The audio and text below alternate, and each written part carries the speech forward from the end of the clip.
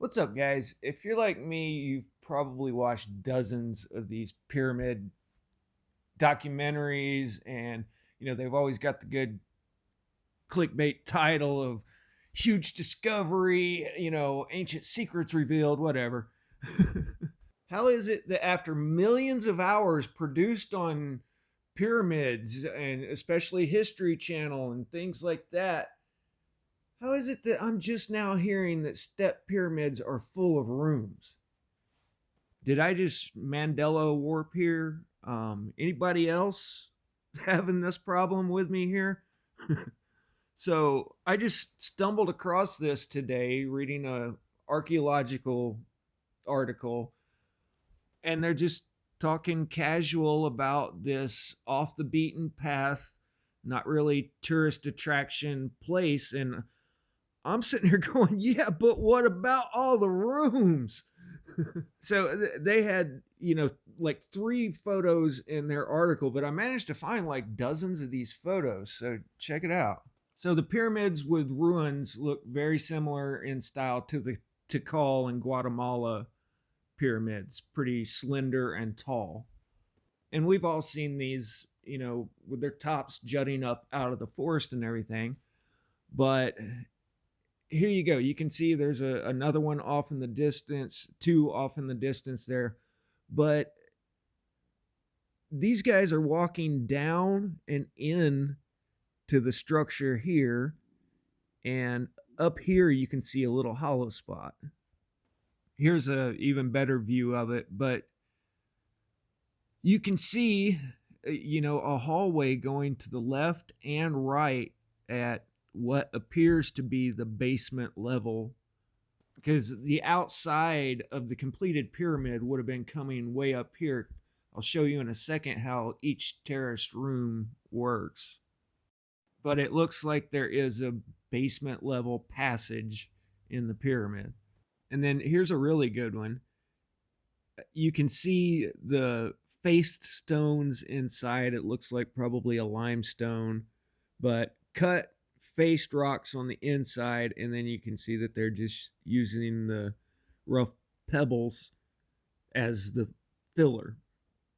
And then there's a couple doorways, but notice how there's the small filler rock up at the top there. I'm going to show you guys how each one of these was built. Keep in mind that everything we're seeing today was all reconstructed by archaeologists. I don't know if these were found in better condition than the other ones or what's going on, but we'll get into those here in a minute because everything was absolutely annihilated in this area. But it looks like they just build basically a retaining wall and then backfill the whole inside. And then here they've got their good faced stones. This would have been the first floor of inside rooms out here. And then you can see more backfill there in the center.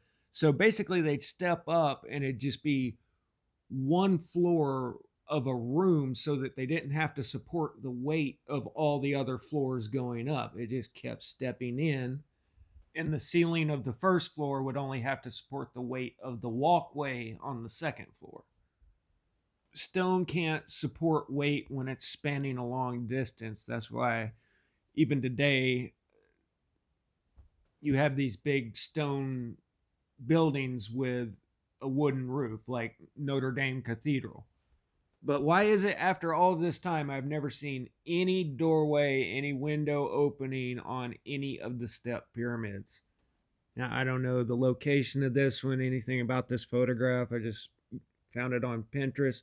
But you can see again down on the bottom right, you have big megalithic. In this case, they look way bigger stones than in that last picture, but large cut stones with an opening in there going to the right and a hallway hollow area going up under the stairs. But you definitely have cut stone inside with the fill stone on top, which makes me wonder if in this case this is a 100% archaeological reconstruction. And if you've never seen what kind of shape these were found in, you're about to be in for a little bit of an awakening.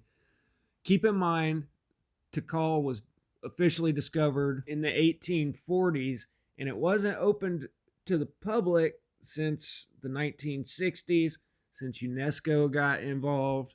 And I've pointed out for a long time that every UNESCO World Heritage Site around the world is the scene of a major accident. They are literally parading us around the graveyard of our ancestors. But don't get me wrong, I'd go to any of these in a heartbeat if I had the opportunity.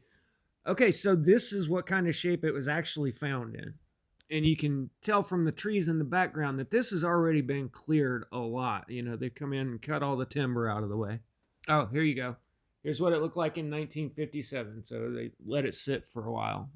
The official story on all of this is that you get cultural layers that build up a little bit over time.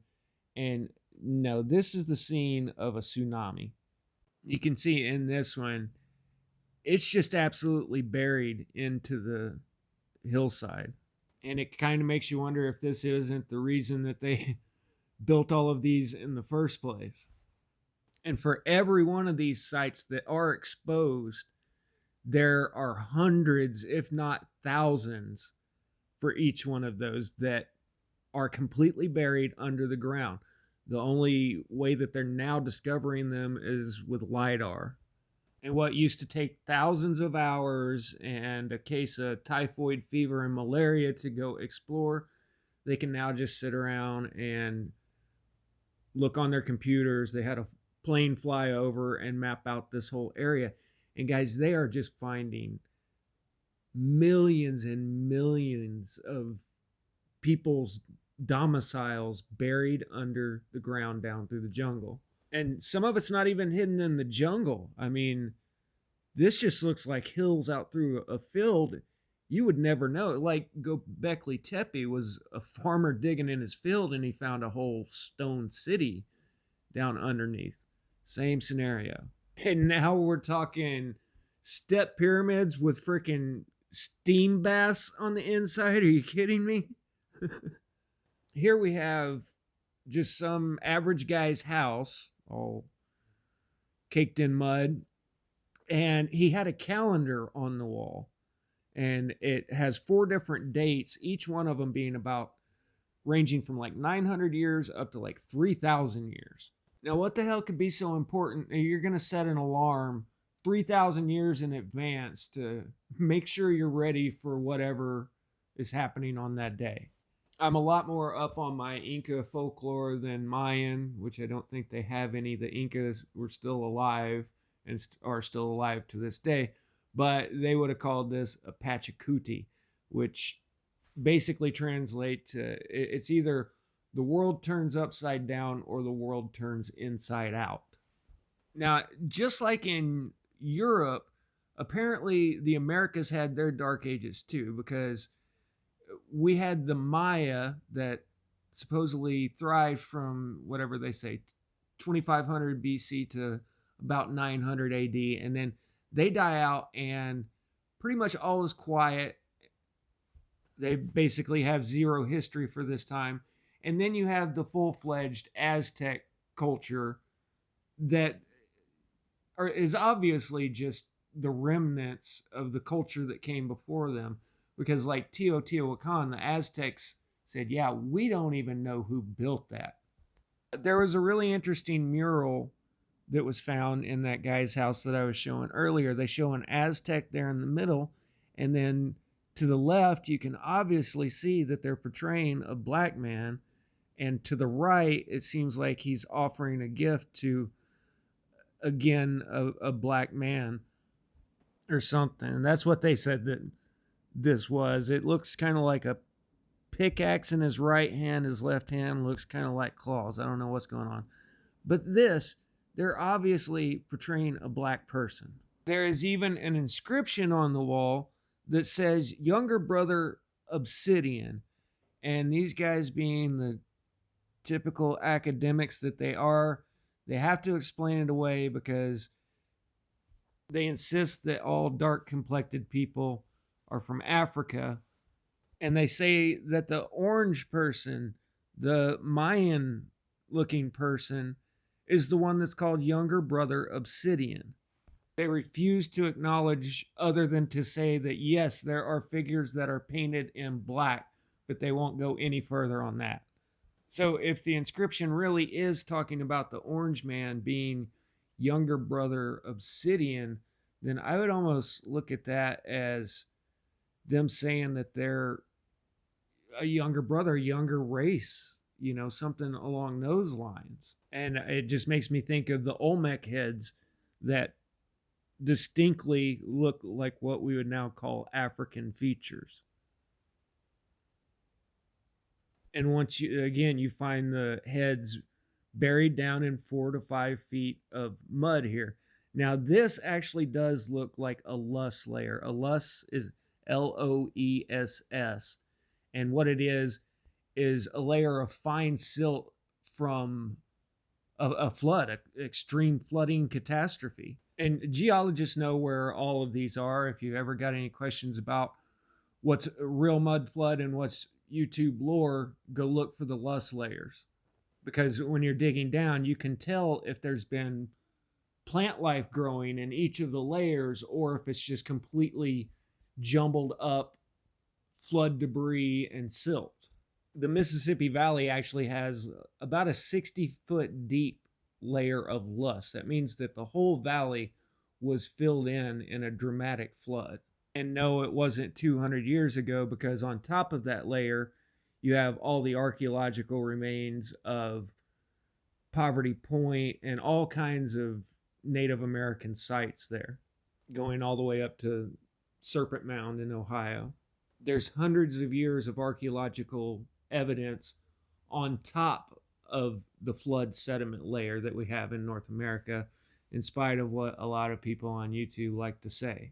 If they were to actually study the geology and archaeology, they would discover that, yeah, on top of the known flood layers that we have all around the world, we have a lot of archaeological level evidence on top of it.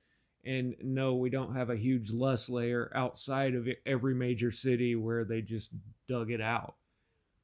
Anything hitting with that destructive of a force to leave that much sediment on top would not leave buildings level to where you can just clean them out and keep going. Anyway, this one, they called this one the Mayan Temple of 1,000 Columns or something, but that looks like the basement of what we're looking at in the background, just another pyramid. So I don't know if what goes for one goes for all of them, but this one definitely looks like they were building a basement in there. And here's a couple aerial views, and you can just see that it's full of rooms. So anyway, this one just kind of blew me away. I've never seen this, heard of this at all, and then all of a sudden I find dozens of pictures of rooms inside of the step pyramids. So I hope you enjoyed. See you on the next one.